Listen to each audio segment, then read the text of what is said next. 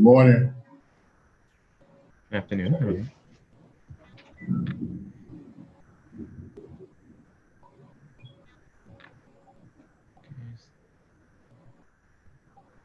Just a couple more minutes for everyone to join in. Hope everyone is doing well this weekend.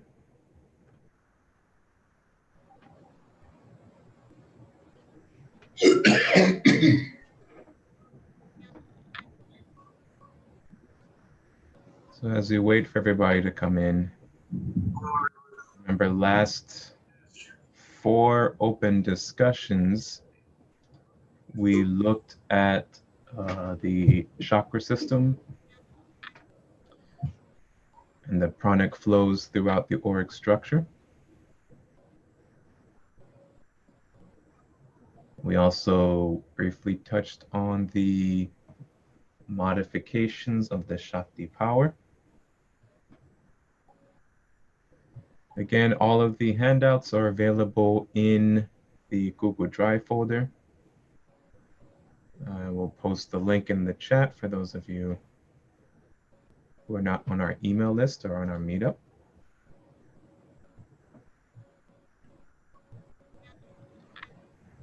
And these handouts we will be going through in the second half of each class. The first half is an open discussion, so any questions you may have, feel free to ask them in the chat. And we'll try and get those answered for you. And then in the second half, we will do a study of the handouts and try to answer more of your questions about them.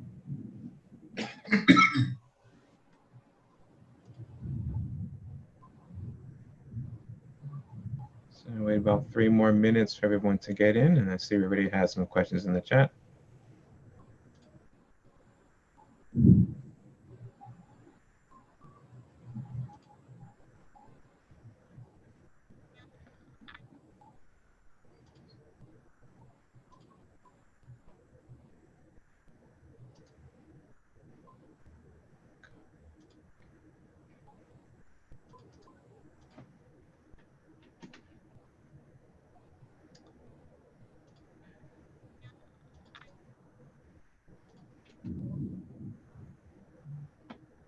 So there in the chat is a link to the shared folder with the diagrams.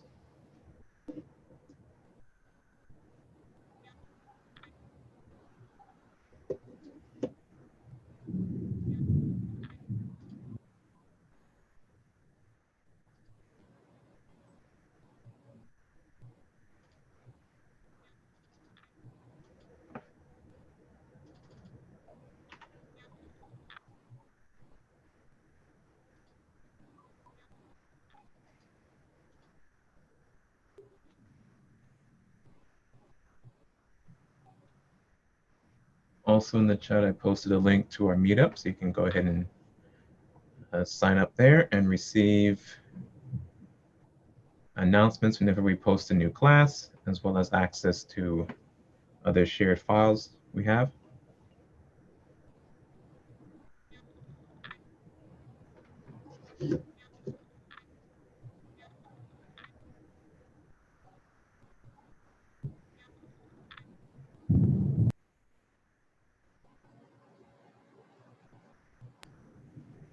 It sounds like I'm about to get hit by a thunderstorm, so if you see me popping in and out, that's probably why.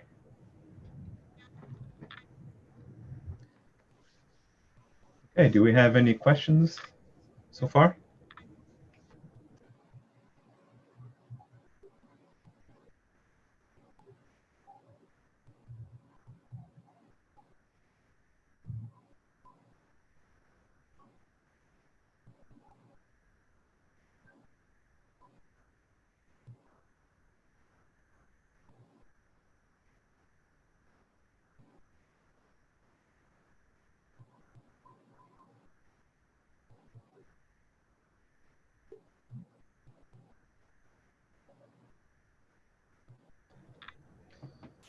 Okay, I have a question.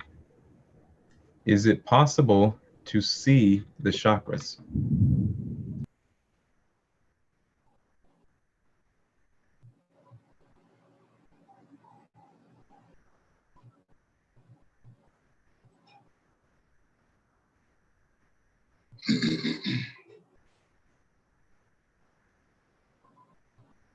What was that doing? Is it possible to see the chakras? Yes, it's possible through the naked eye. No, under certain conditions through the naked eye. You have to develop psychic sight in order to see it, but scientists have came up with some devices that you can see the chakras, see certain layers of the chakras. And those devices been around for over 100 years now. So you can see it through devices, or you can see it through enhancing your psychic ability.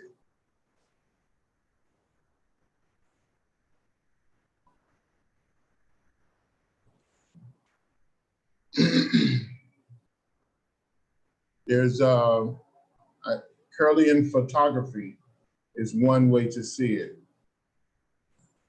I'm trying to think. There's a book that someone wrote almost 100 years now, at least 80, 90 years ago. They wrote a book that gave you detailed instructions on how to set up a device that allow you to see the aura as well by using screens and certain chemicals and light, and you can see layers of the aura by doing that as well. I think if you research it, you'll run up on it. Today, information is available.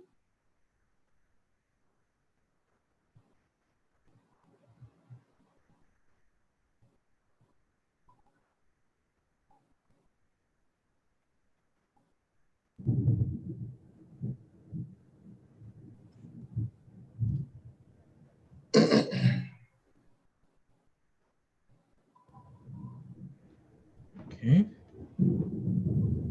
Are any other questions?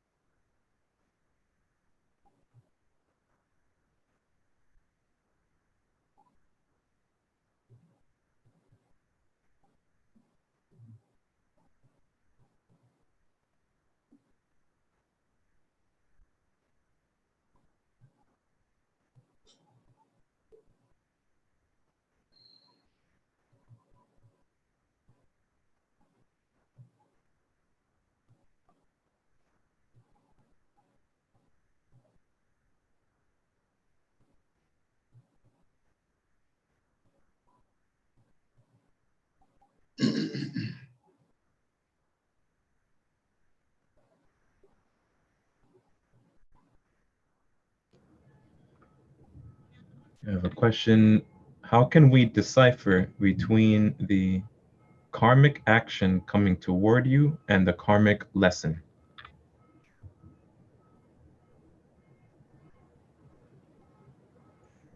I tell them to clarify what they're trying to say.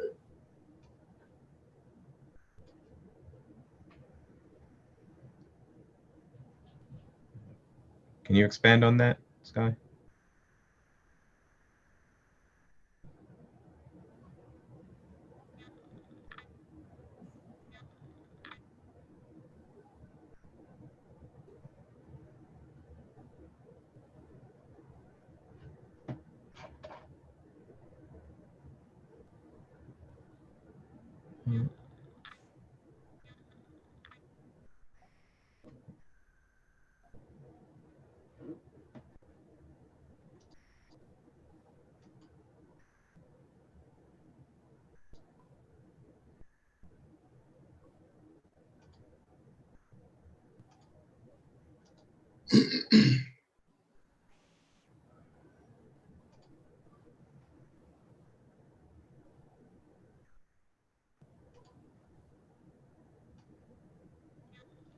We are told in our training, our mystic training, that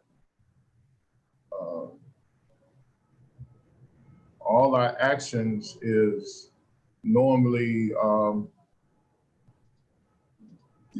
us reacting to the lessons that's before us. And we're told to try to be in the mode of trying to predetermine your actions, not to be so reactive, but to be predetermined. If that's what the person means, that's what they're trying to get at, because your whole life is a karmic lesson. This classroom is a karmic lesson. This earth is a karmic lesson. So, but as the Buddhists and the Hindus and the Buddhists have said that we step on this wheel of rebirth and we make one action, and that one action creates a domino effect of many other actions to correct the first action. And then we accumulate other by our negative reactive response. We build on the momentum of the domino effect. But the yogi mystics tell us, and the great masters tell us that stop being reactive and be predetermined. In other words, you predetermine all your actions. You don't make a move unless you plan your move. And then you can begin to balance your karma and make room for development, for spiritual development, by balancing your karma.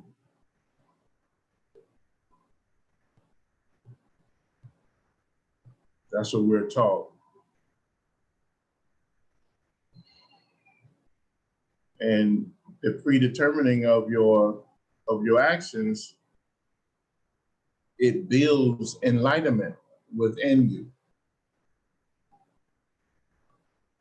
And it builds concentration, which leads to contemplation, which leads to further enlightenment, which leads to meditation, which leads to samadhi, which leads to cosmic consciousness.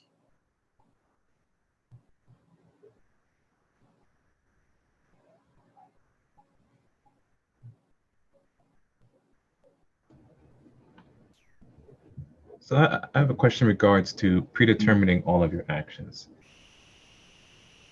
Mm-hmm. I decide I want to be in a certain number of years at a certain place with a certain status or position.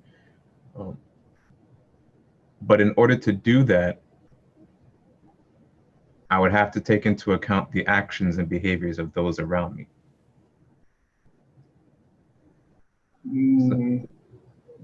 Not really. I mean, you do, but by predetermining your actions, you're not responsible for other people. We make ourselves responsible for other people. But that doesn't give us an out to not do the right thing. So, I mean, like you say, you are your brother's keeper because of your level of understanding. But that doesn't make you soft on your brother or yourself. If that's the case, we'll never go anywhere. The same lessons that you are placing on yourself, or the same discipline you place on yourself, you need to extend that discipline to everyone around you, regardless if they like it or not. You know, so that's just life. So like for example, if I predetermine that my household will be a vegetarian only household, and I won't allow any type of animal flesh to be consumed in my home. If I'm living by myself, that's okay. But if I allow other people into my home and they don't abide by that, or should I even not allow them into my home, as to speak? Could I, if I predetermine that's what I want, could I say to other people, well, no, you're not allowed in my life if you don't abide by this particular rule? I mean, that's your rule. I mean, that's your rule. That was your house first. Then they come into your house. That's your rule. They have to kind of live by that. You know, my parents didn't allow any meat in the house when I was coming up. So, I mean, the closest we got to meat in the house was a egg. You know, but I seen growing up, I'd never seen meat, sliced meat or chicken, and the first time I went in the store and seen it, I was a child, I thought it was a big candy thing. And my brother had said, no, that's meat, that's dead animals. So, but you know, you set your rules, and that's the way you live. So, and if people respect you, they will abide by the rules. If they want to eat meat, they got to go somewhere else.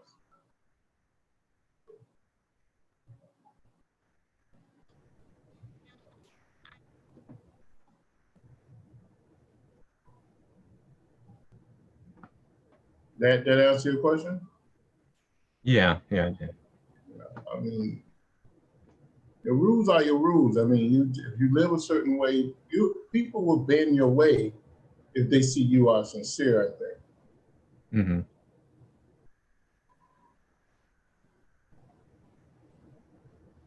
And last question: if I predetermine to accomplish something big that would require the participation of others, is it right for me to to predetermine their actions in fulfilling my goal? No, I mean, you ask people to sign up, and when people say yes, then you share your roadmap. But if they say no, you let them go by their way. Because predetermining your actions takes enlightenment. People have to be knowledgeable about what they're trying to reach. That's what makes you reach your goal. People have to have an imagination, a creative imagination, to understand that they're trying to reach something that they have no understanding, they have no experience of, but they have some type of slight understanding of.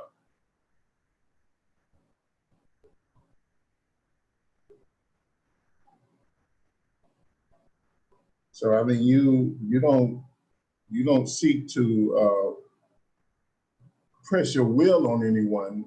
You seek to guide a person into their own understanding with the right principles, the right moral principles, and trying to reach that goal. The question here, can we extend the discipline without calling out reactions to condemn or judge? Is silence the same as going soft?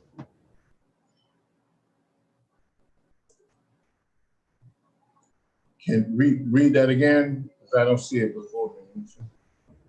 Can we extend the discipline without calling out reactions to condemn or judge?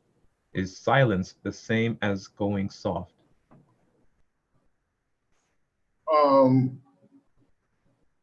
I don't understand what they're trying to say. I'm gonna try to. I don't know if they, because that's a loaded question. It can go in many directions.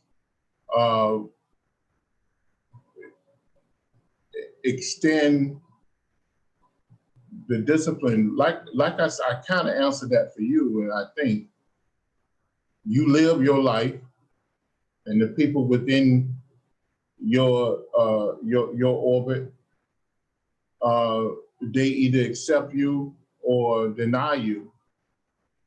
But once you are predetermined to do what you need to do, you move forward in that direction, and make sure that your predetermination is correct in your discrimination, because we must discriminate. But when we discriminate, that doesn't mean that we're judging anyone, because we discriminate for our own level or direction of projection, meaning that we want to move from point A to point B. Then we do all the necessary steps to get there without causing a negative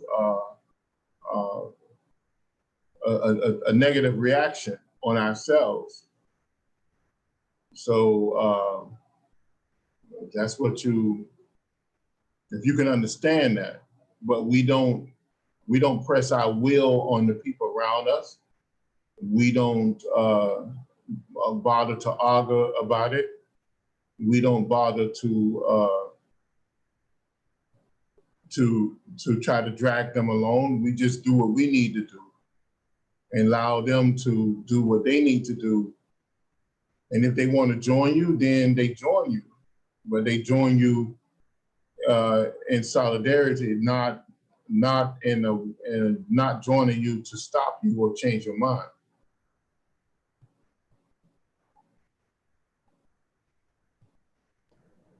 I hope that's answered your question. I mean, sometimes, and talking about silence is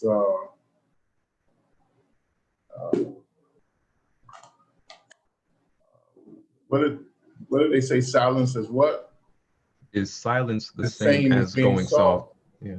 Well, I mean, sometimes you have to be silent on certain things, and then sometimes it doesn't pay to be silent. But your actions speak loud when you begin to predetermine your direction. So, I mean, it's a journey, you know. Once you begin to predetermine your direction, it's a journey.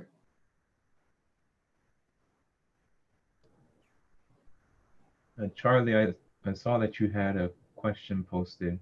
I think you retracted it.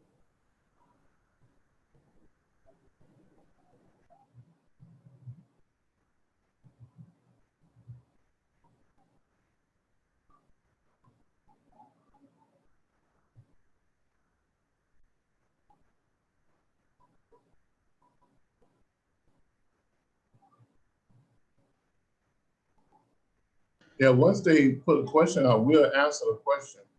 It may take us a minute to get there, but we will answer.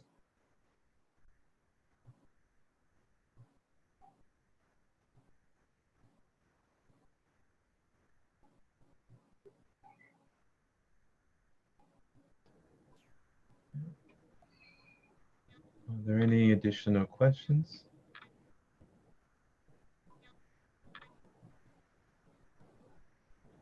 So as you can see on your screen, we'll be going into the Karma Yoga, the Karma diagrams.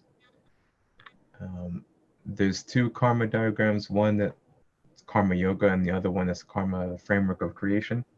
The Framework of Creation one's about 4 pages, and the Karma Yoga one is a single page. I think we'll go over the framework one first, and then we'll go into the second diagram, which is the Karma Yoga. It shows how all the yogas are interconnected with karma.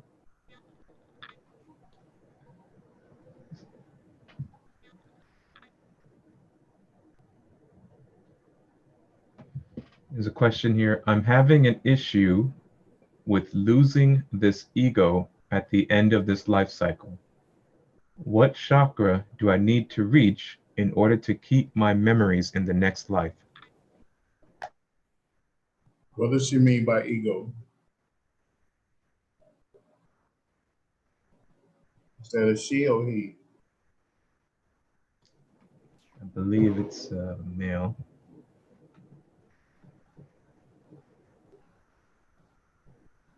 Charlie, what do you mean by ego?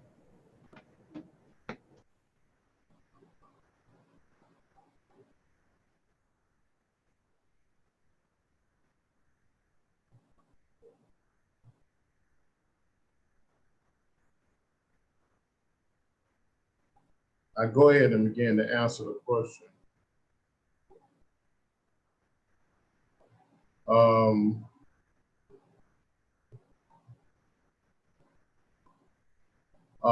The ego memories is determined by your karmic pattern, what you will remember, what you won't remember. That has to do with your karmic position in your reincarnation cycle. So we remember, most people remember nothing, but they instinctively associate with many, many, many different things because from their past lives. But to remember past incidents, majority of the time, they don't remember unless something trigger it. Then you find some people who do remember, and they remember past lives on Earth and past lives on the other realms of existence. So, but that all has to do with your karmic pattern. What lessons and what powers need to be in place to allow you to do your job here on Earth at this present time. So you will find that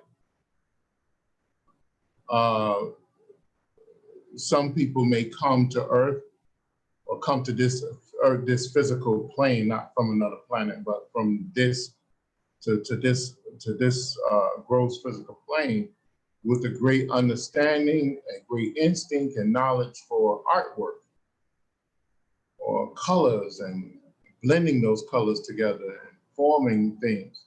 Then other people come in with a great knowledge and understanding, an instinct for engineering. Other people come into Earth with great knowledge and understanding of words and language and contracts, and they make good lawyers, good judges.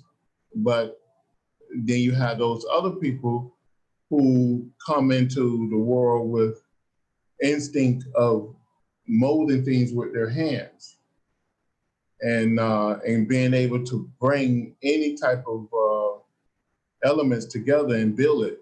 You know, they are carpenters, builders. So we come in with those type of instinctive memories, but not conscious memories in most cases, unless you need those conscious memories in order to bring about a certain attitude or principle in thinking or whatever. So, but that's determined by your karmic patterns.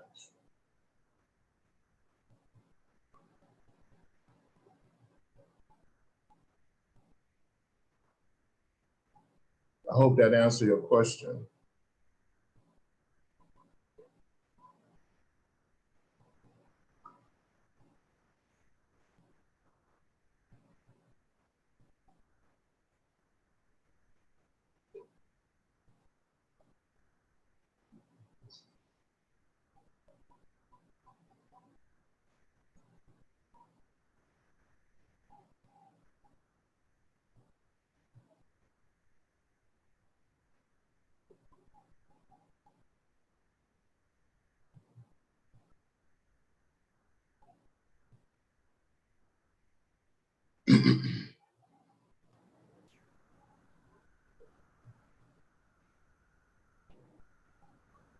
D Young, send me a message privately,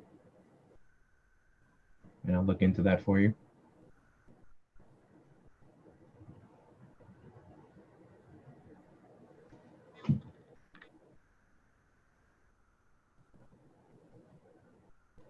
I've learned so much spiritually, and I don't want to have to start over. I've heard that once you reach a certain level of enlightenment.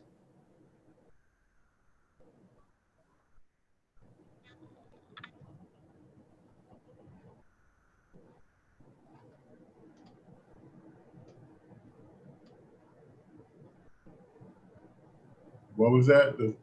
Did they finish what they were saying?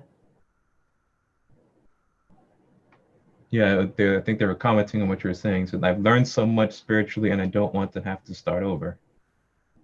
I said I've heard that once you reach a certain level of enlightenment, you retain. I guess they mean you retain your memories in the next life, in subsequent lives. Yeah, you do to a certain degree, but like I said, and with most people, it's instinct, because most people can't handle. Most people can't handle the fact that they lived before.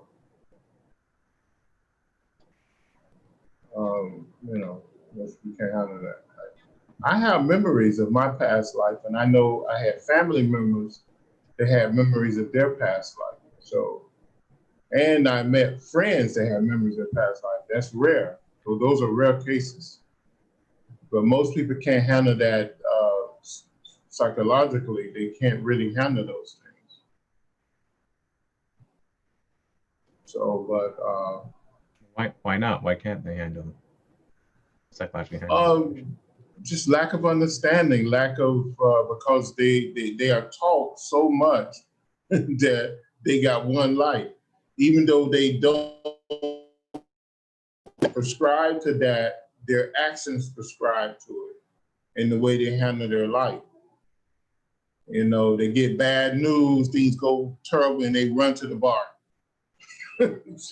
Or they run not thinking that that's going to have long-term effects on this life, the next life, and the life after that.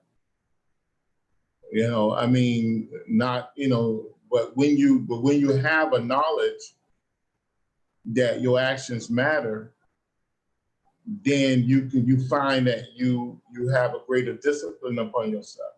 Just like you have the full knowledge that sticking your hand in the fire is going to really damage your physical body, you don't stick your hand in the fire.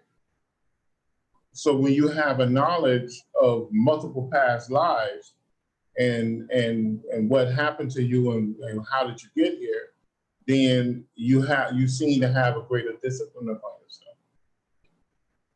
Knowing that even though you have an urge to go do something, I'm not going to do that because it's going to set me back, 10 years, 2 lifetimes, or 10 lifetimes. So you control your thought and you control your actions because you have that understanding.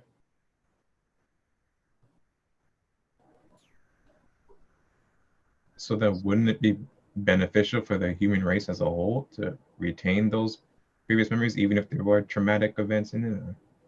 Yeah, but most people don't because of their own psychological makeup. Like I said, I mean, they just don't. They retain the instinct. A lot of them retain the instinct. Like you go to a certain place that you know you don't need to be, and your heart starts beating hard, and you don't know what's going on, and this place don't agree with you because something happened to you when you began to do those actions in your past life. So you need to listen to your body, to your auric field, that because what the aura is only doing is remember what we talked about, the samskaras, how the Yes. samskaras embed themselves within you.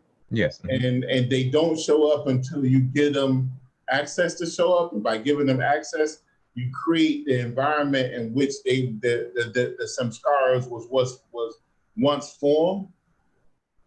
And it's just like a alcoholic from a past life, but you're not an alcoholic in this life, and then all of a sudden you go into an environment that creates all the conditions to allow you to be an alcoholic again.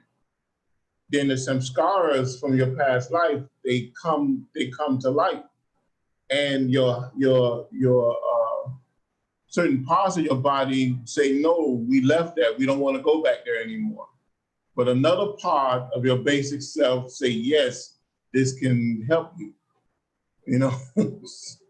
And your higher self is trying to give you access to all the pain and pressure that you went through, and trying to conquer that. So at that point, you can destroy all those samskaras, or you can fall back into the recycling of those samskaras, or the buildup of those samskaras. So that's what I mean, and that's why most people don't remember their past life, but instinctively, it's there, and it always make its presence. Like you've given the example in the past of child prodigies, how they sit down in front of a piano for the first time and they're ready to know their way around it. Yeah, it's just because they've been there many times. I had a nephew that the first time he went before the piano, we had a piano in our house, and he came there, and the first time he went to the piano, he heard music on the television and recreated that music like a commercial, a tune, one of those tunes on the. He was 2 or 3 years old. He didn't know nothing about no music training or nothing, but he went right into playing the music.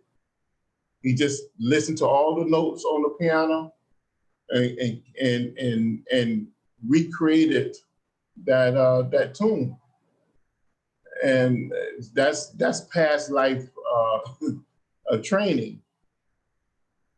That's what that is. That's embedded in his. That was something that he came to Earth with to use. So I mean, that's real. So in burning up some scars, particularly with the recitation of mantra, Mm-hmm. as those some scars are being burnt up and that energy is being released, do we re-experience it, or is it just removed from the aura and we're just kind of pushed past beyond that previous experience? Well, the negative ones you are pushed past. You burn them up. You don't need them anymore. You'll reach a plateau where you don't need that. You have conquered those negative actions.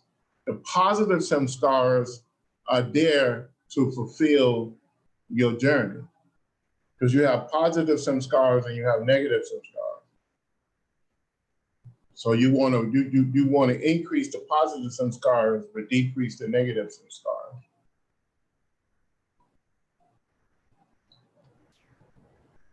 There's a question: how can we prepare our minds to accept those types of memories from past lives? I mean, you instinctively do that anyway. And when the time is right, you do remember those things.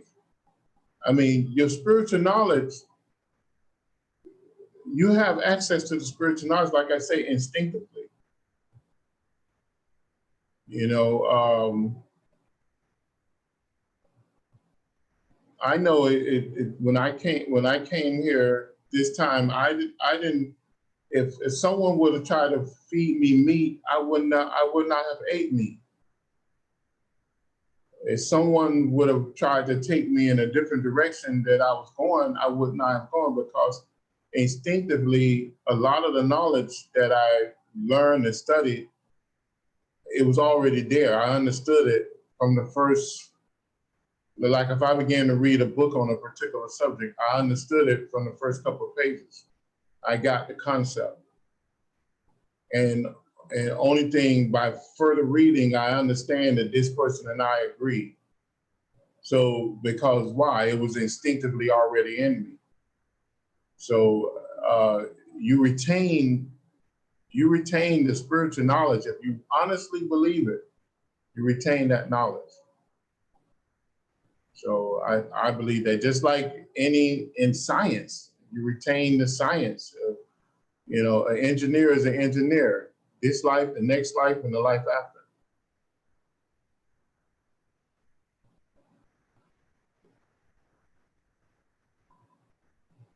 It only builds on their character. I mean, at 4 or 5 years of age, I was able to look at a person and draw that person. I didn't need any training. I was able to paint, you know, almost anything, mixed colors. You know, I was able to take clay and sculpture it. No one taught me those things, and I'll make it look lifelike. So that was training I had in past lives. You know, so that's how most people are when they come into something. Those things they can do because they learned it in past lives. Only thing they need to do is pick it up and start doing it again. You know, so.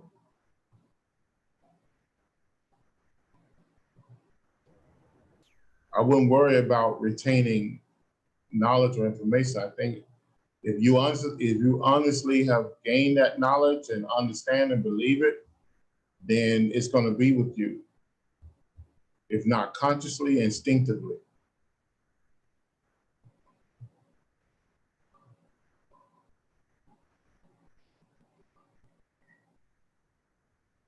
Any other questions?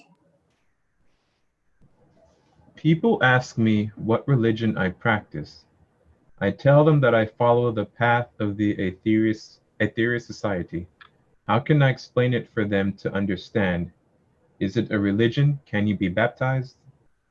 It's like these are questions that are asked of me by people, and at times I don't know how to respond.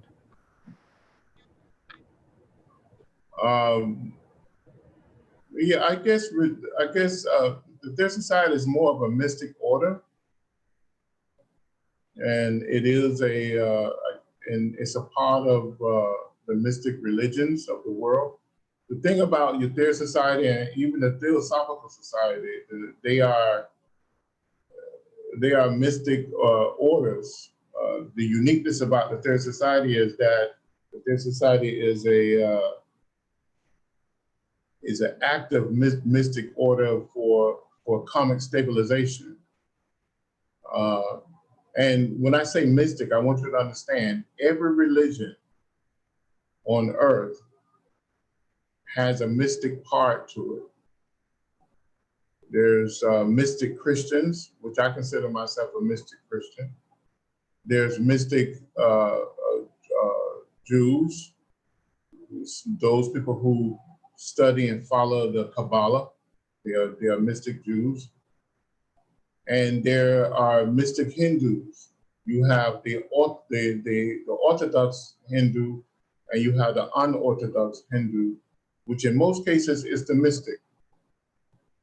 And in the same thing with the Buddhists, you have the Buddhists that's orthodox, that follow more tradition and culture, and then you have the Buddhist who is a mystic who looks for the substance of that.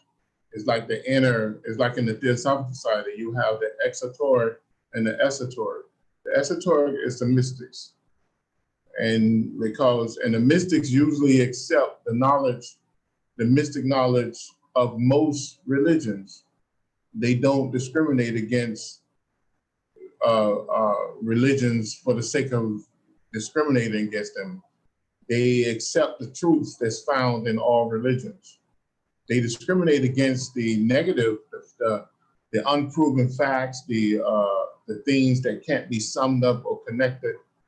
But if it came from a path of truth and knowledge and can be proven over time, they accept it. So in every religion, you have the mystics. You have a mystic order within every religion. Most people may not, explain it like that or call themselves mystics, but mystic is someone who believes in the hidden truths of life.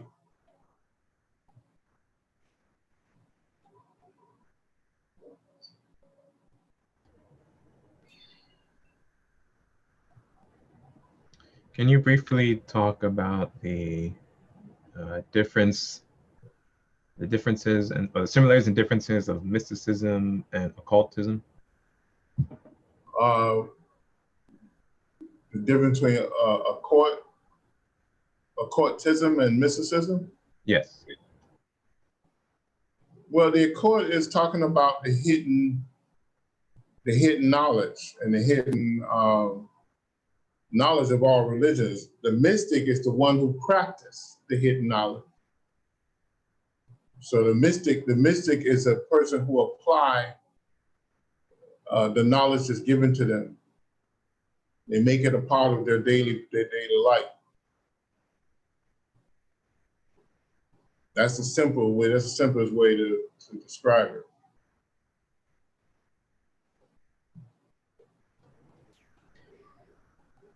Can you be baptized in the Aetherius Society?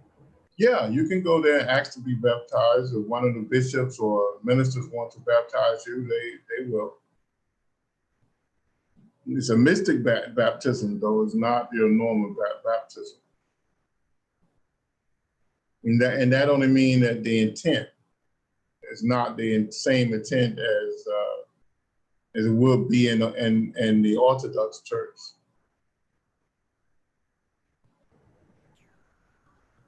Okay, so what is I think one of our Florida members went there and had their kids baptized.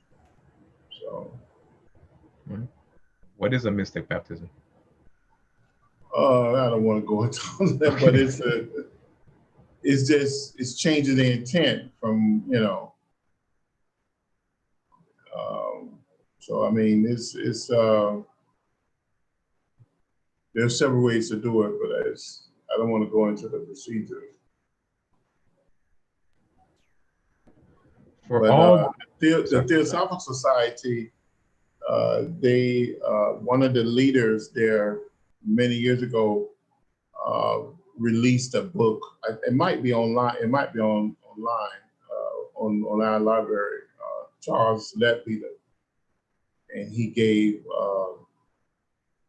the mysticism behind a lot of the baptism, how to set up a church, and the mystic significance of all those things. I think it's called Sacrum. You can look it up. It should be an ebook online, or it should be in our library.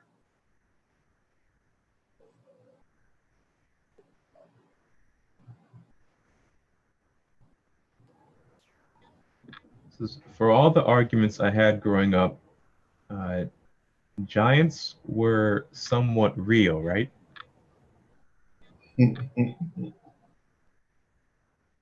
Well, according to the ancient mystic teachings, the Lemurian race was a race of giants compared to us.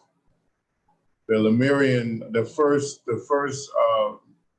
body type that man took on here in the last 1800, 600 some thousand years was called the Lemurian civilization, and they were 8, 10, 14 feet high.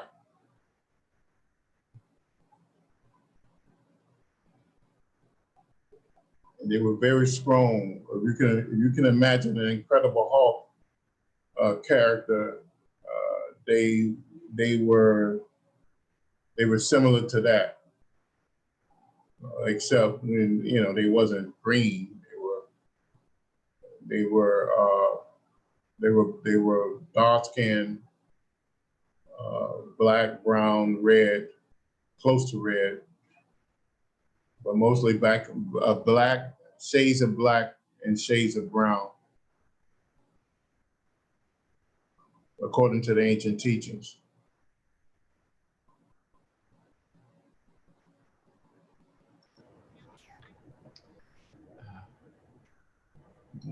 Would you say that I can say that I'm Aetherian? I guess they're trying to, how would they identify themselves as a member of the Jewish Society Church? I would just say what you think you are. If you're a mystic Buddhist or a mystic Christian, because in the society you have mystic Buddhists, you have mystic Christians, you may even have some mixed Jewish people, but it doesn't take you away from, because when you read the Theosophical Society teachings and the Theosophical teachings, they are a combination of Christian, Buddhist, Egyptian, and Jewish teachings and Hindu teachings. A combination of all those teachings. Someone asked Mahatma Gandhi, "Who are you?" And he said, "I am a Hindu. I am a Buddhist. I am a Christian, and I am a Jew." And that's so, because if you are a true mystic Hindu, then you study from all the religions. You study from all the major religions that's out there. You study Christianity, you study Buddhism, you study Judaism, and then you'll see where all the religions tuck from each other. So the rosaries came from where? The Hindus used those first. It's the exact same model. It has 100 beads, just like the mala. And of course, the Buddhists came from the Hindus. And most of the Buddhist teachings of this time came from the Hindu teachings. And the Jews, a combination of Hindu, Buddhist, Sufism, and Zoroastrianism. I mean, so most of these religions came from each other. It's a combination of each other. They don't want to say that. Only the mystics come and say that.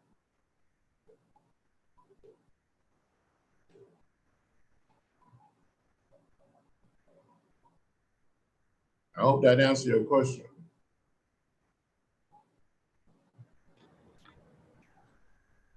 Okay, are there any further questions?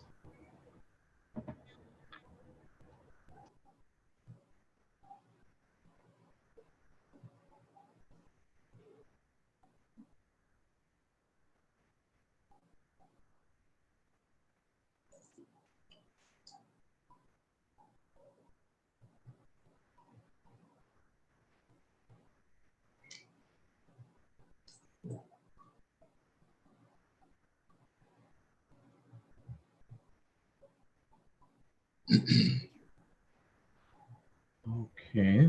I guess we'll go ahead and segue into the diagrams.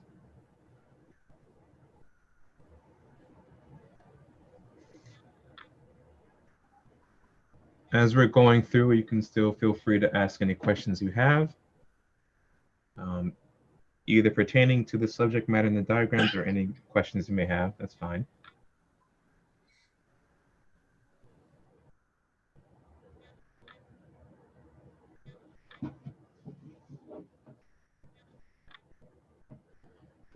So we're going to be looking at the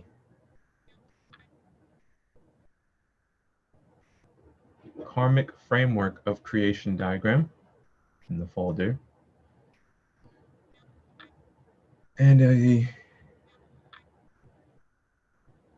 you notice all what's going on with everything that's going on around us, it's really karma in action. So I feel it's fitting that we really take a dive into karma and to understand what it is. Dr. George King has a lecture on karma, and he pairs it with reincarnation. The lecture is actually called Karma and Reincarnation, because the two subjects really go hand in hand, and really reincarnation is a direct result of karma. So as we go through these diagrams, hopefully it can give everyone a better understanding of karma, and in particular, answer a question that comes up a lot, which is, what are the laws of karma? And I've had that question many times as well. So we'll start off with this first diagram. And if you notice, as we look at the absolute endless potential from which the Vak, the initial creative vibration that releases the endless potential, you'll notice that there's similarities here between the other diagram we looked at on the modification of Shakti. Well, the modification of Shakti diagram just takes the same concept here and into greater detail. In fact, let me put it up so you can see it. Everything is intertwined. So these diagrams are not, they can stand on their own as individual lessons, but it's all talking about the same thing. They all mix intertwined together. So this diagram, the modification of Shakti, gives you more information about that initial step we're looking at, that initial step being the karmic framework of the universe. So so this short part here on the left-hand side, is a summary of the modification of Shakti power. So let's go back into this.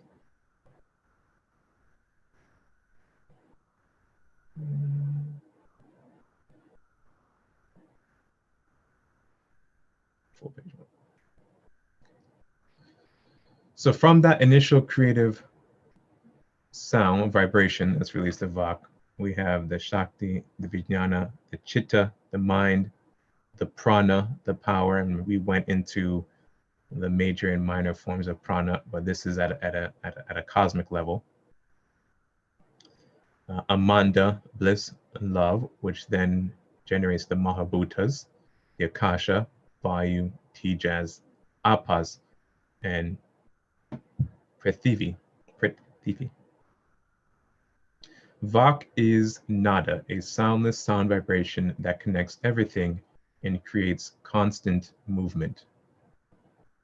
All actions fall within the laws of karma. Karma is the framework that the absolute God manifested creation within. Every action made is restricted and limited by this divine law of karma.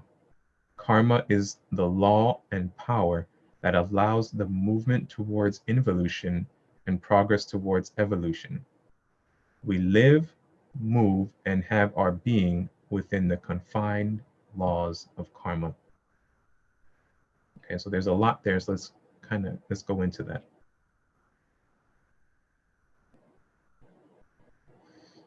All actions fall within the laws of karma. And karma is the framework that the absolute God manifested creation within. Can you go into a bit more detail about that?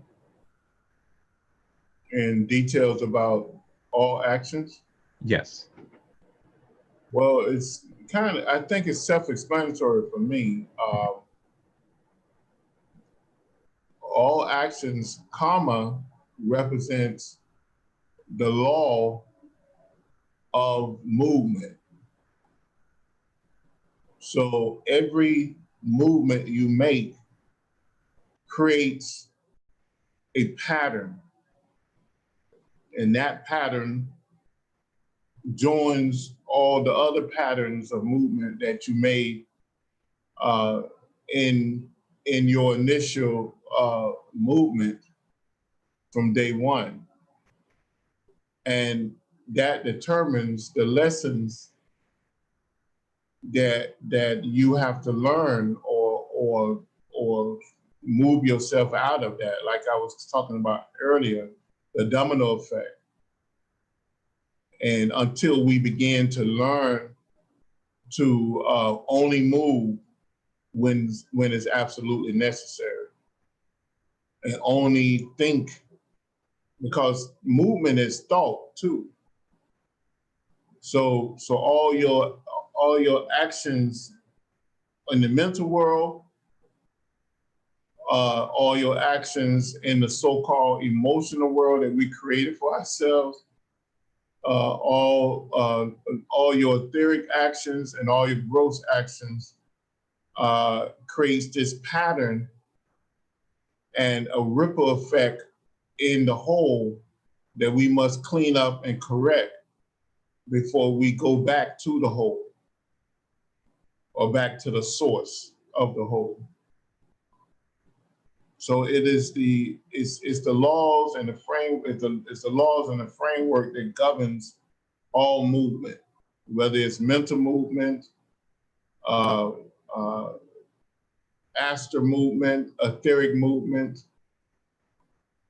you know, all those movements have to be in line with the law.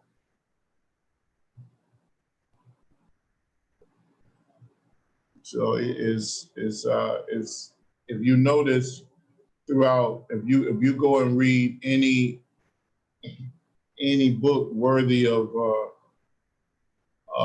reading that describes some of the great masters, like the Lord Babaji, you will often notice that they would meet this great cosmic being, and he would be in stillness. He wouldn't be moving around doing a bunch of stuff. They noticed that he's located at one or two or six places all at the same time, and he only moves when it needs to happen, when he need to. Because why? Because he obeys. It's just like the Earth positioned herself, and the Earth moves throughout the galaxy, and it's in constant motion only to what? Keep the life streams in that's on her back alive and given a classroom. But all her movements is to create something good, not to just do things to please her. Because why? She obeys the laws of karma. The same thing with the sun. The same thing with any other planet. So those are, that's what we strive to now. Not saying that because their mind extends the earth mind, the earth intelligence extend throughout the solar system and the galaxy. So it's in a whole different level of thought.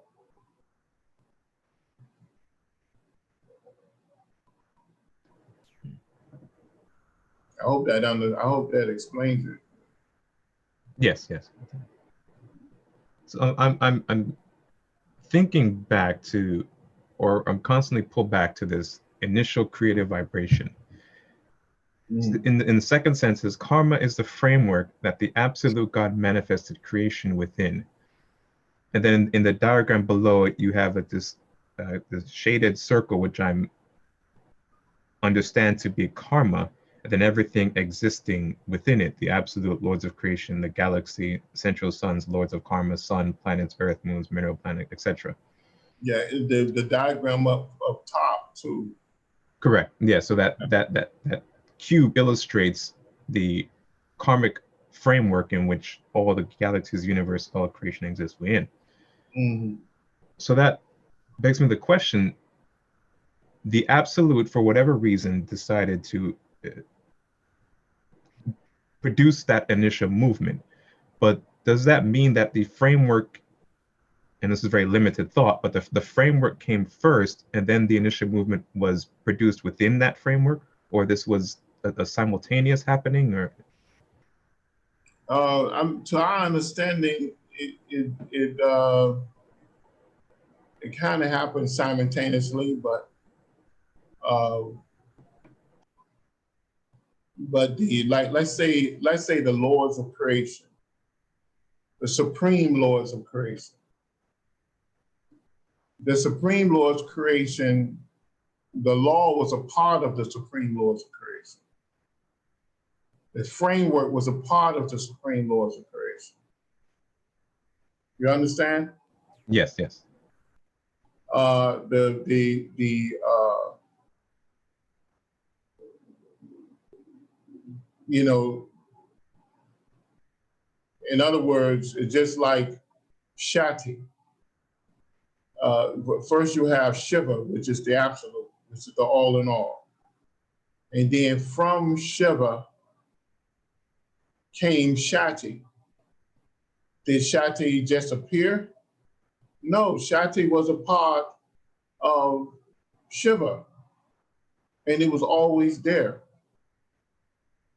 Well, the supreme laws of creation was always there, and the supreme laws of creation was the law of karma, was the framework itself.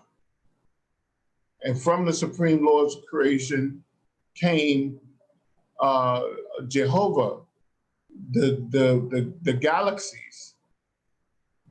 You know, the galaxy is Jehovah.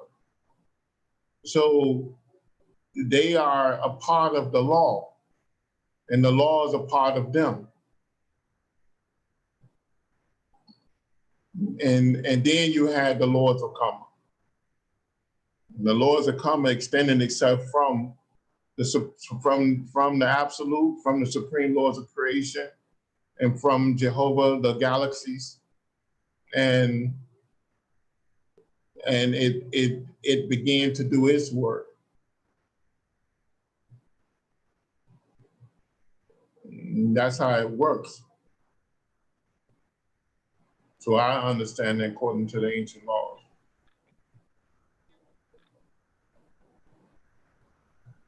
So when we think about, at least in physical science, and we look at a kind of a cosmic timeline, we we theorize that there was a big bang, and then billions upon billions of years later, we reach the point of the Earth forming and our type of life forms evolving on it.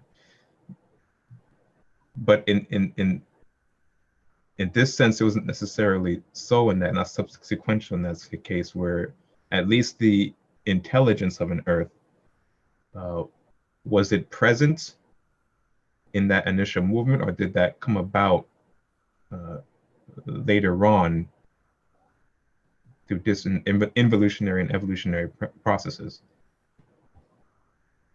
Well, you have to look at it as we're taught that it is an extension of the whole.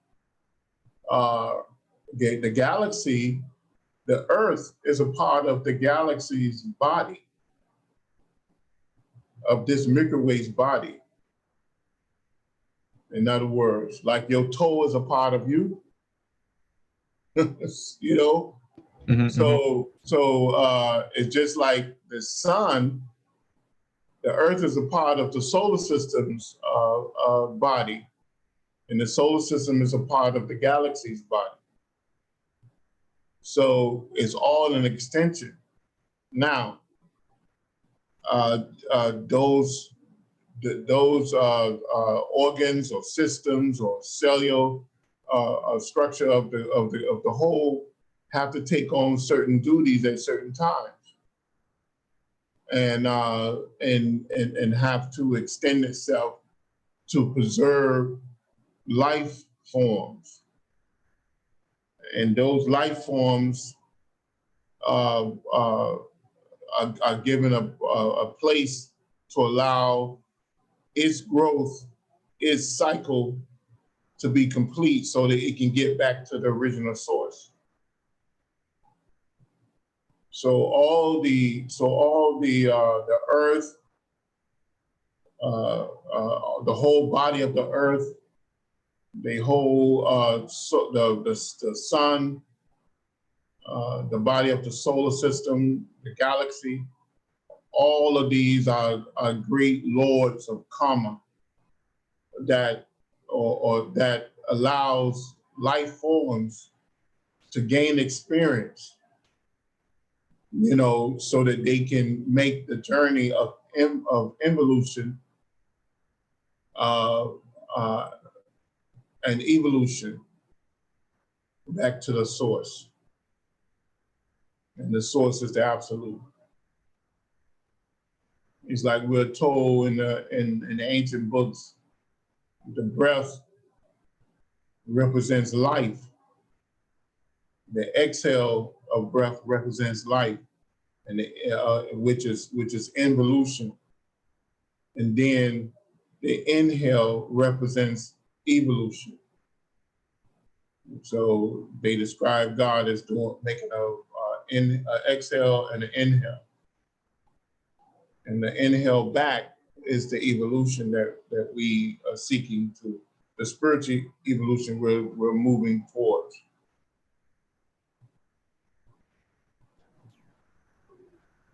So that exhale and inhale or involution, evolution, it's happening constantly. So there's it's not just one phase or another. There's this constant evolutionary process going throughout creation. And it sounds simple, but can you imagine exhaling over trillions and trillions and trillions and trillions and trillions of miles, and inhaling, and that's us. We are those particles. The same way we take our breath 21,600 times a day. You know, imagine the breath of a galaxy or a universe.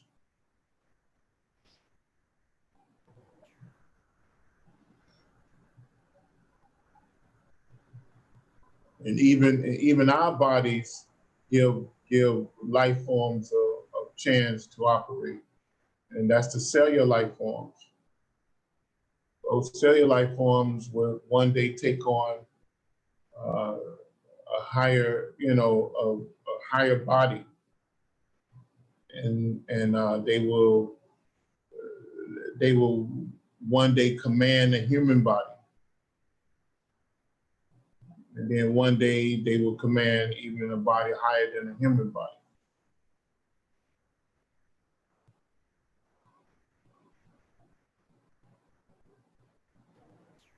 So this framework of law, it could be something as simple as the Ten Commandments, for example, or even something as complicated as the laws that govern celestial bodies. You go on here to say every action made is restricted and limited by this divine law of karma. Now, this is the first time in this diagram you call the law of karma divine. What makes karma divine? Mhm. Because it is the laws of movement, of all movement, and all creation, all manifested creation is governed by those laws. So therefore it is divine. And the law was a part of the absolute, part of the supreme laws of karma. The supreme laws of creation and the supreme laws of karma as well.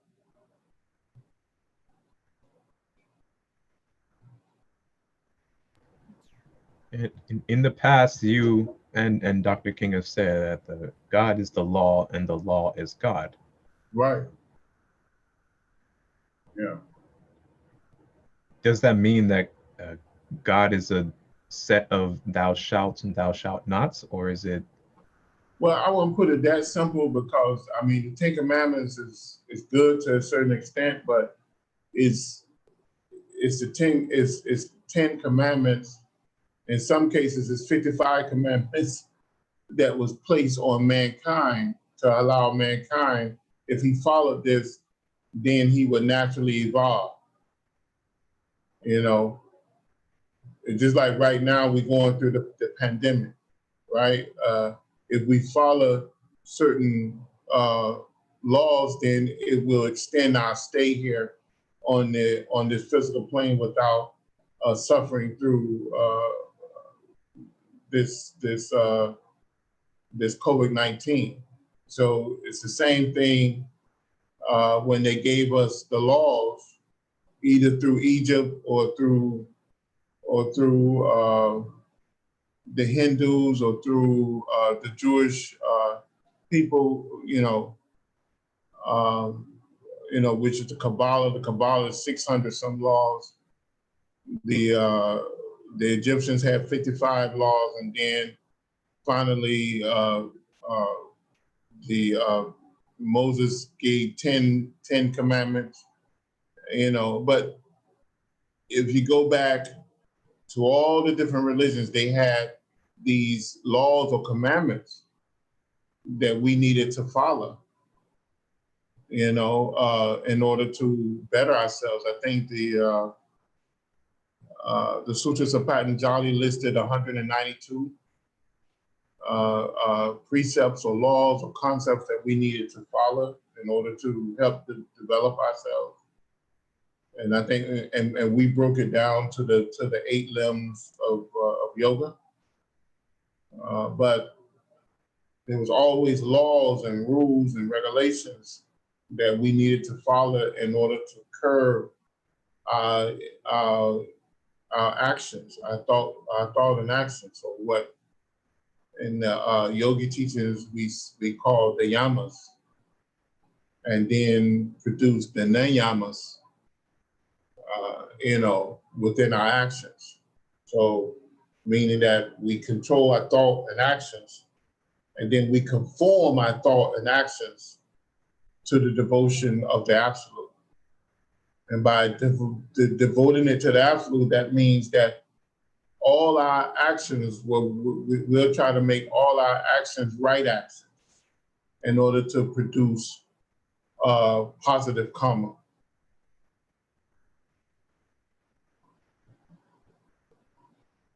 And then the third the third limb within the 8 limbs is what? After we have did that, we sit in the asanas, which is the seat, which is the positions of power. Because once we have controlled our thoughts, controlled our actions, and conformed our thoughts and actions to the devotion of the Lord or God, then we can sit in the sacred positions and receive the power of God. And that's what it's all about. It's a forward movement towards spiritual development, right? And then the fourth one is what? You take control over your breath, over the energies coming in and out of the body. You know, and then the fifth one is that you withdraw your senses. So it all makes sense when you look at it, you know, in a way to connect the dots, through the eyes of enlightenment.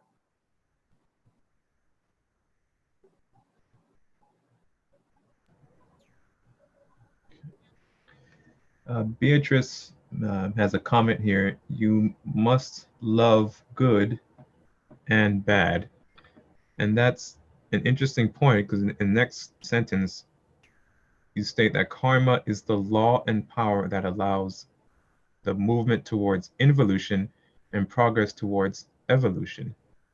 And it's interesting you would say that, because a lot of times when bad things would happen in our lives or in the world, a question people would ask is, why would God allow this to happen?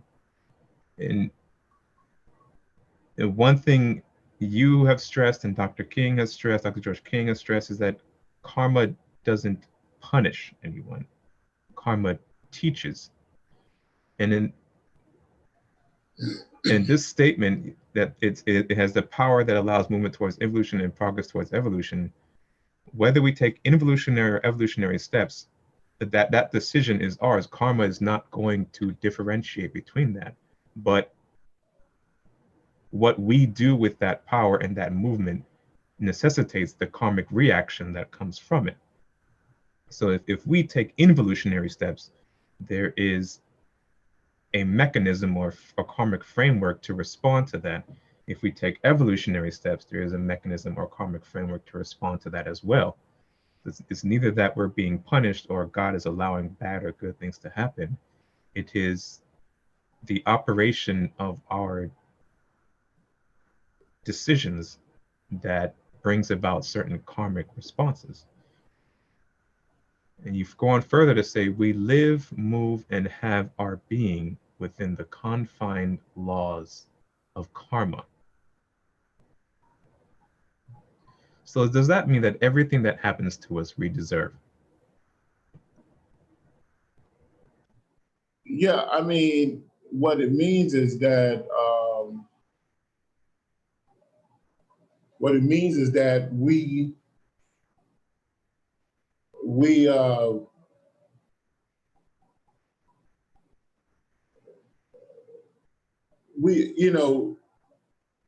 we enact the pressures of karma on us. Our thought and actions create a pressure, and that pressure is placed on us, and it propels us in the direction we need to go. It's not that karma is bad. It's not that karma is good. In a sense, because it's just a pressure there's a combination of our own karmic pattern. We build our karmic pattern. God didn't do anything to you that you didn't ask God to do. In other words, if all my actions add up to me having to be crippled, in a part of my life, then that's my actions. I mean, that's me. I did that to myself. That's the lesson that my higher self, for some reason, said that I needed. It wasn't God.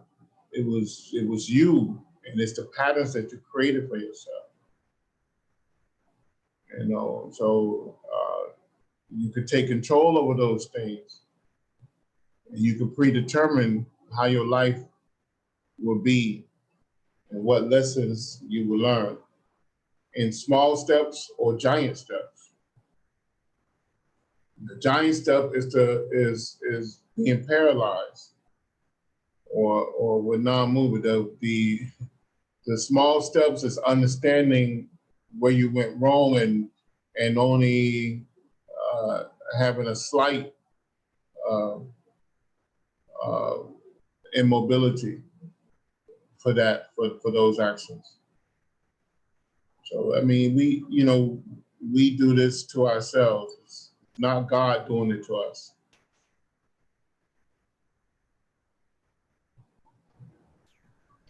So you said that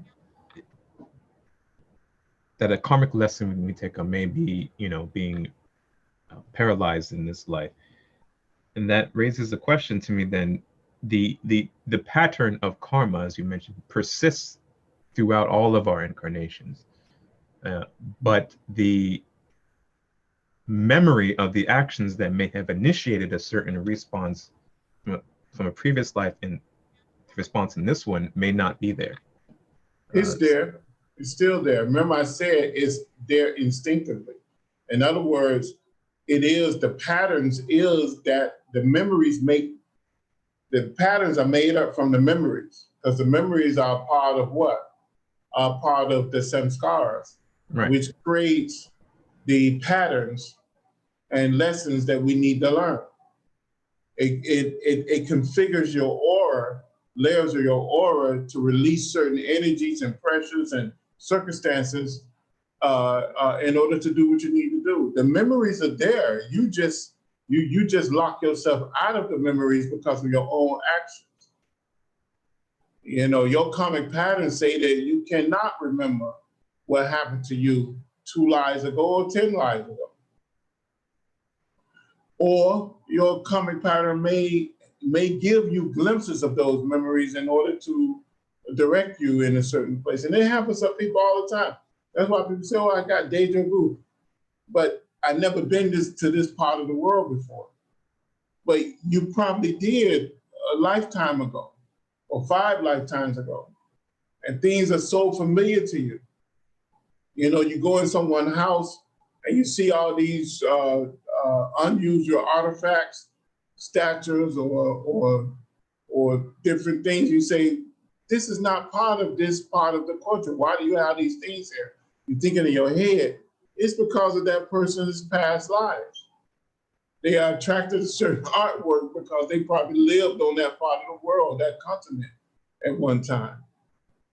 And they still have a fixation towards those things because it gives off a certain vibration that they like.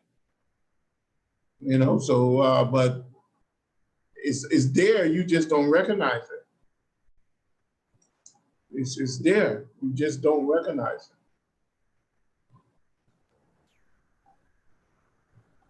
And so that would be why a conversation on karma is, at least for us, tied to the subject of reincarnation. Right, yes.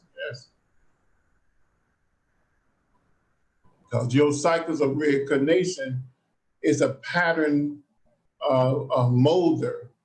You mold your patterns from life to life to life to life. You mold your karmic patterns through your thoughts and actions.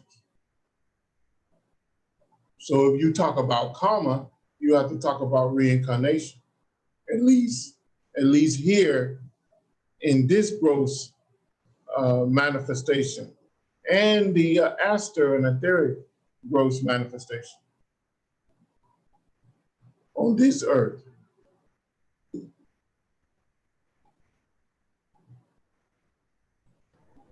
So then, can I determine, like, say, for example, in 10 lives, I want to be an adept.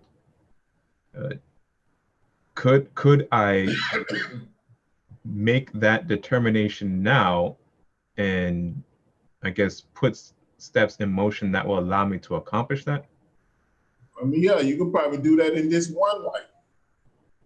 In 10 lives, you can pass beyond adeptship, but you could do it in one life if you made all the right movements. you know. But it's us who stop ourselves from doing things by our own thought and actions. We do it to ourselves. And then people want to run and say it's God. It's not God. I mean, God is you. And you are God. I mean, even in every book, it tells us God works through man, meaning God's work through human. You know,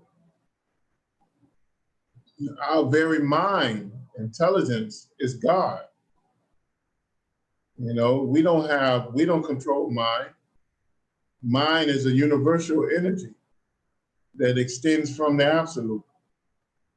And we use it to communicate as a network, the same way we use the internet. But it's given to us by the absolute. So God is always with us, always speaking to us. And through karma, we can use the principles, the laws of God to steer us home, you know, without incident. But we refuse to do that. You know, we refuse to do it. Scientists, what do? They study the laws of God in order to invent all the things that's around them. You know, they look at all the different ingredients and principles, and they bring all these things together in order to do what? In order to allow something to last in cycles. You know, a statue, a concrete statue will last according to how you built it. You know, it has a lifespan, you know, before it degrades and go back to dust. The wood carvings have a lifespan according to how you brought that together. But all of that's following the laws of God. A machine, this computer, car, it has a lifespan. But how did you find all these things out? You found it out by studying the laws of God. Scientists are that's all they do. They search for the secrets and the patterns of God's creation, and they reproduce according to that. They don't reproduce outside of that, because you cannot go outside of the laws of God. You can only study the patterns and reproduce.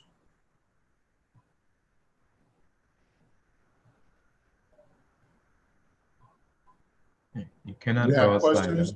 yes, you cannot go outside the laws. I remember the first time I heard you say that, I didn't understand it. It wasn't until I realized that the laws of God are the framework of creation. To try and say I'm go around the law of karma and go outside of creation, and that's ridiculous when you really think about it. It's ridiculous. You cannot live. Okay, there's comments here. It seems no movement can also create good or bad karma. We have some masters that grow internally but don't act, and some that act on mankind's behalf, but they lose on time to grow and develop themselves. Because knowing when to act and when to remain still is very important. Yeah, I agree with that to a certain extent. But if I give service to you without asking anything in return, that accelerates my spiritual development. If I give service to thousands of people that I don't even know, I have no relationship to, that accelerates my spiritual evolution, because I have made a sacrifice by taking the time out to teach you or expand your mind. So those adepts and masters that come and spend time with us, although they split their consciousness up, or if they came from somewhere else, or they took out time to guide mankind for this life and many lives to come, then they accelerate their spiritual journey by stopping and making that sacrifice. It's not like they're holding up. It may seem like, yeah, they holding up their development, but they also accelerating their development as well. Because in this manifested creation, the great ones are the ones who serve, who constantly give service. You know, the earth is a great one. The earth is giving service every second of the day. And the sun, the same. You know, so on multiple realms of existence. So there's, you know, yes, they hold up their advancement on one level, but accelerates it on another level.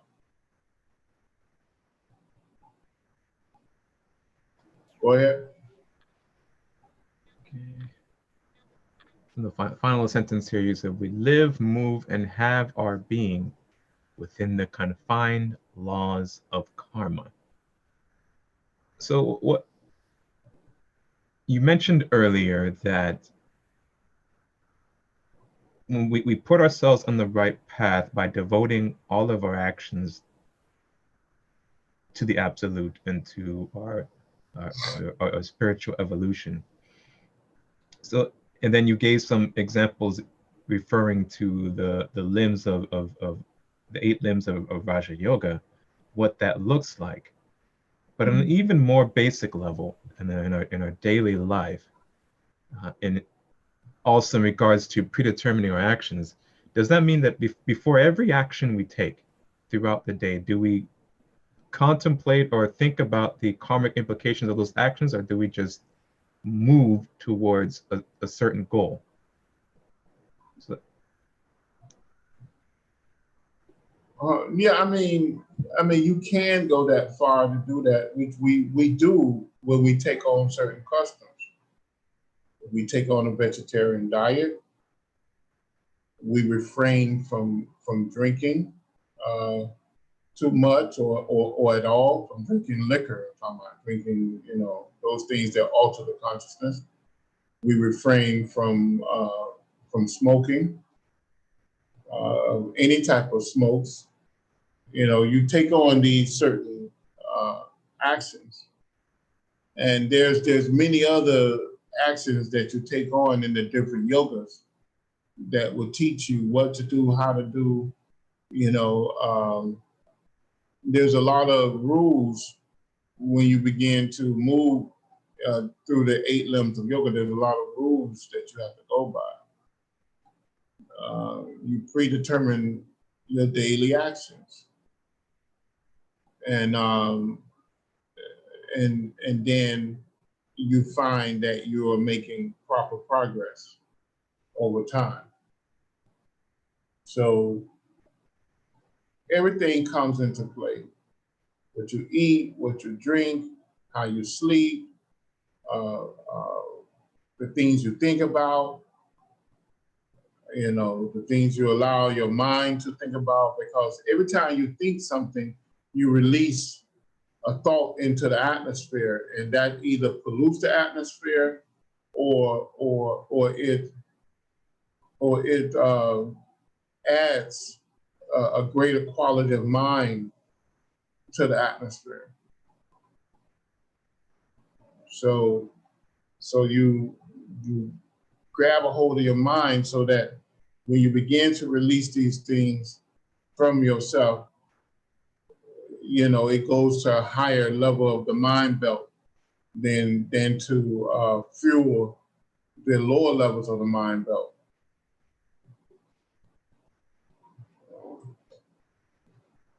I hope you understand that. I hope you all Yes. can understand that. So it seems that free will has that freedom comes with quite a bit of limitation. If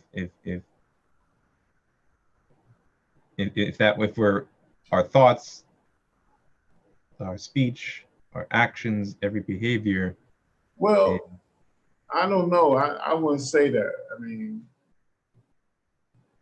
no, I wouldn't say. I mean, most people at a basic level, it would seem that. But no, I wouldn't say that. When you elevate your mind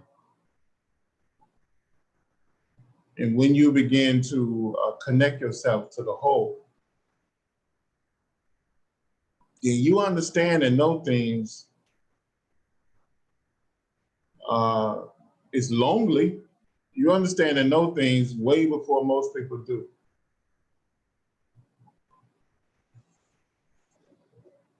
You know, it's like if you had a child or a spouse,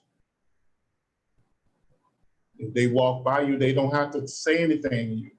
If they not feeling good, you look at them. Your family members, you experience that with your family members. You walk into the house without them saying anything to you, you say, "What's wrong? Are you doing all right?" Because why? Because you know that something's off. Well, once you expand your mind and you begin to operate your mind on the heart chakra, throat chakra, you get the sense of the feeling of the earth. You are in communication with a higher mind belt. And when there's a ripple, you know there's a ripple, you know it's coming. So it's not as lonely as you think it is. It's not as restrictive as you think it. You restrict the lower part of yourself, but you expand the upper part of yourself, the higher self, and you are connected.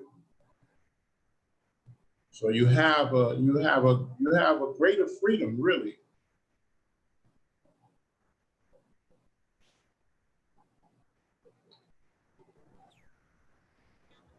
So are there any additional questions? Or I guess final questions?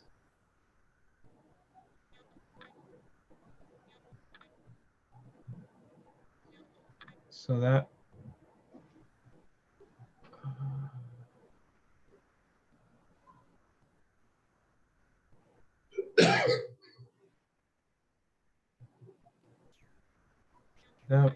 that pretty much finishes up this first page. I think next class will take a look at the Vak Shakti section up here, and then touch again on this on the circle diagram here. But I believe we've more or less covered most of the items on this page. So next class we'll move into the second page, which we also talked a lot about as well. But the way that these diagrams are laid out is it starts from the cosmic and brings it closer to home into the auric body and into positive, negative, samskaras, and really drives home how these concepts apply to us. Again, the teaching methodology of the IMKC being metaphysical makeup of man. So all of the materials are geared towards that end. So are there any final questions before we close out today's class?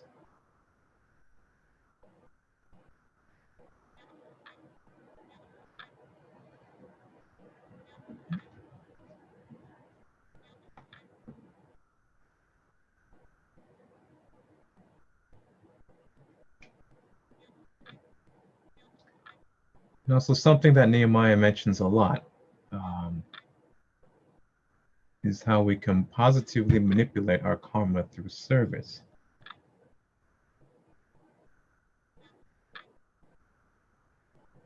And one of the potent ways, there are many ways to render service, but a very potent way of doing that is through prayer and healing. And every week we hold what we call a 12 blessings service. And it is a practice in which we send out positive energy in healing to the world as a whole. We come together as a group to perform this. So you can also do the same thing through your own daily prayer practice or whatever system you subscribe to. If you'd like more information about that, you can send us an email and we'll be glad to invite you to our 12 blessings services.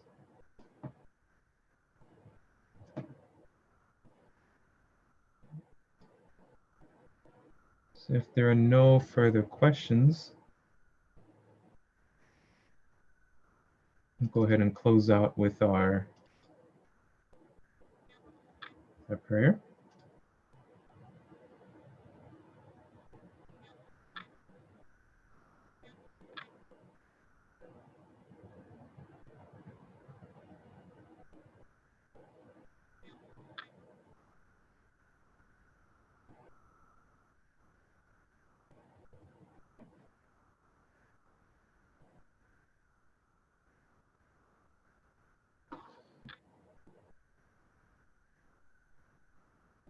Also, I wanted to mention that there are certain periods throughout the year where we call spiritual pushes, where your prayers and acts of service are amplified and greatly benefit the world as a whole. We will be entering one of those spiritual push periods today, this evening, and it'll go on for, I believe, 4 weeks. And during that period, your prayer energies and acts of service are multiplied by a factor of 3,000. So if you see, there's a lot of upheaval and change going on in the world right now, and it's a very good karmic manipulator on your behalf and on the world. You know, your prayers and your service and your spiritual devotion is really needed. And so if you're able to, maybe once a day or once a week, engage in some type of act of service or prayer for the world as a whole. It'll be of great benefit for you, but even greater benefit for all live streams upon Earth.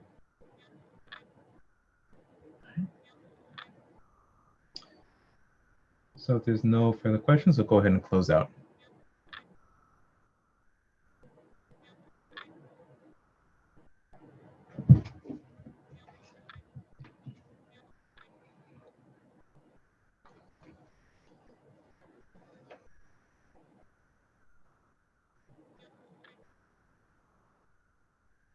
The New Lord's Prayer.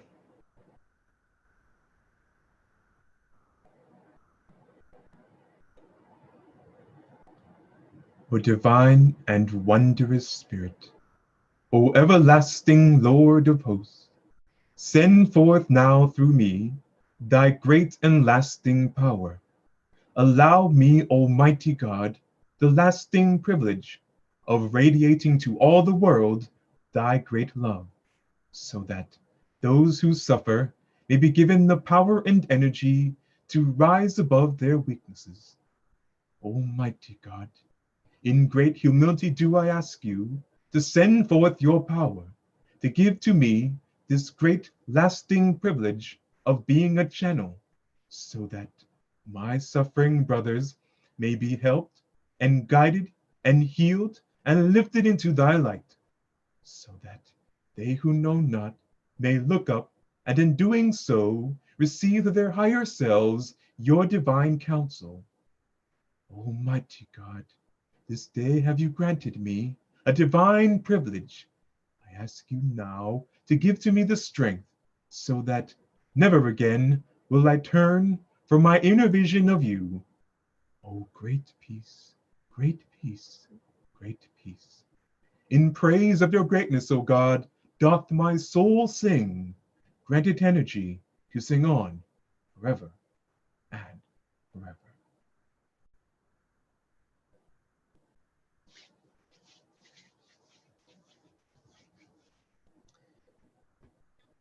All right, everybody. Thank you for your attendance and for your questions and attention. And we'll see you next time. Have a great week.